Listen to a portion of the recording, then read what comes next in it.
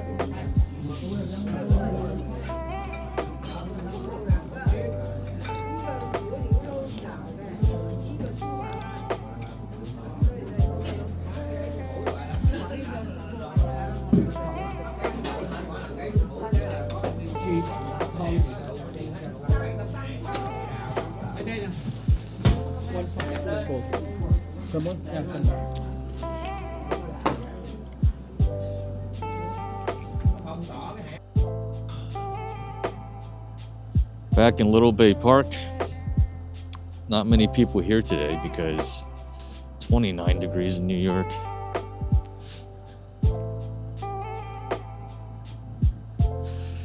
Flew back to New York from Beijing on November 15th. Today is, I believe, December 5th. Is it December 5th? Yes, December 5th. So it's been more than 2 weeks. Definitely feeling much more settled in. First thing I did when I got back was get a bowl of pho. Pho is definitely my comfort meal. And yeah, when you land in the middle of winter, you definitely want to get a nice big bowl of hot noodles and broth. I forget just how many planes fly over this park. You can't even see the planes. It's so cloudy and overcast. So there was like a week of fallish weather when I landed. It was like 50-ish and it's like rainy and foggy. And that was actually pretty nice compared to what it is now, which is the dead of winter. And I definitely do not recommend going from Bangkok to New York in the middle of November.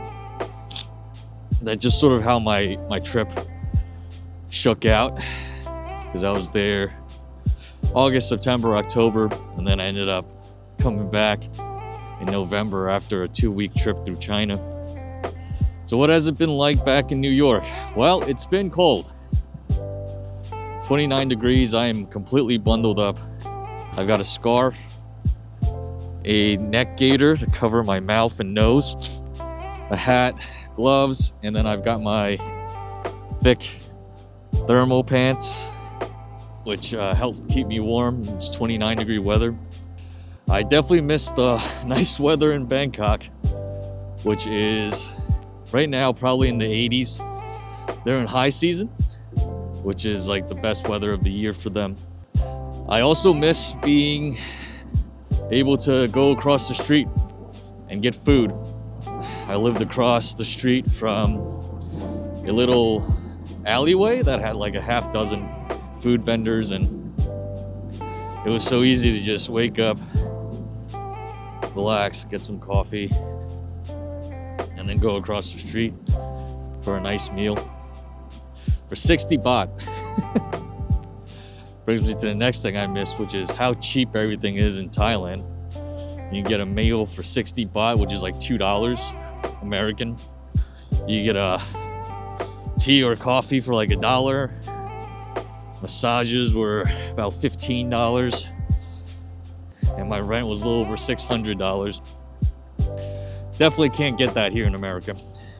Any meal I have here is at least $15, and every time I stop and do the math, it kind of hurts because you realize that it's starting to get a little warm. You realize that you're paying so much more money to eat anything here in the United States. Lastly, I miss being able to train Muay Thai. You know, there's not as many gyms here in New York, and the gyms here are just not going to be as good. There's no way you're going to get the same level of training. And this might sound weird, but I actually miss the malls.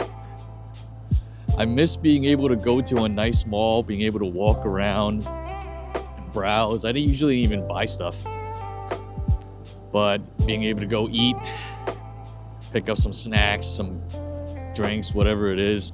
It was a nice way to kill some time on the weekend. There's not really malls like that here in America.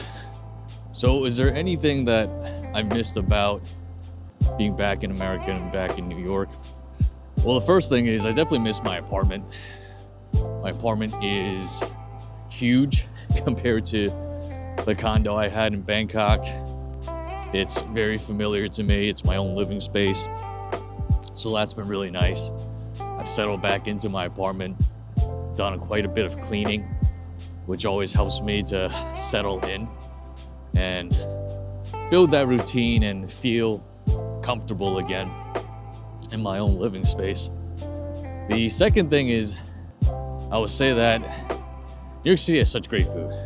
And I do think that as much as I like the food in Bangkok, and as much as you can find great food in Bangkok, whether it's street food for really cheap, or go to the mall, you know, like a Western restaurant, you know, there's high-end restaurants.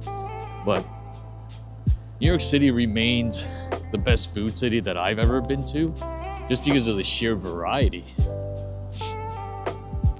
So in Bangkok, most of the food you get is going to be Thai food, Chinese food, Japanese food, or Korean food. Those are like the most popular cuisines, and that's just because that's where most of the demand is. A lot of the visitors to Thailand are Chinese, Japanese, and Korean, so naturally it makes sense that those are the types of restaurants that pop up. But here in New York, there's just so much food, so much variety of food. I went to my favorite pho place, delicious, world-class pho. Still have not had a better bowl of pho anywhere I've been to. Maybe that would be different in Vietnam. Never been to Vietnam. Then I went to H Mart food court, had a Korean tofu soup. Again, just fantastic. So I do miss that aspect of New York. New York is, in my opinion, still the best food city, just because there's such a variety of food here. And I guess the last thing I miss is having a car and driving around. That sense of freedom, being able to get in your car, go shopping, drive to this park, for example. And yeah, that's been nice, but I also have to remind myself that in Bangkok, I had no reason to have a car. I had no reason even to have a scooter, just because anywhere I needed to go, I could either walk to it or take the BTS train. Or if I really needed, I can just use Grab, call a car, call a scooter, take me somewhere for like $5 to $10. But having your own car is nice. I do miss driving. I like to drive. So yeah, that's been my time back here. I've done a little bit of writing. I've got one more chapter left in my book. on the third life crisis. I have a few more videos to get out before the end of the year, so I got the rest of December to get those out, and I think I'll be able to make that deadline. Yeah, that's about it. Just a little update on life back in America and life back in New York. If you made it this far in the video, thank you for watching. I'll see you in the next video. Until then, take care of yourself, and if you can, someone else too.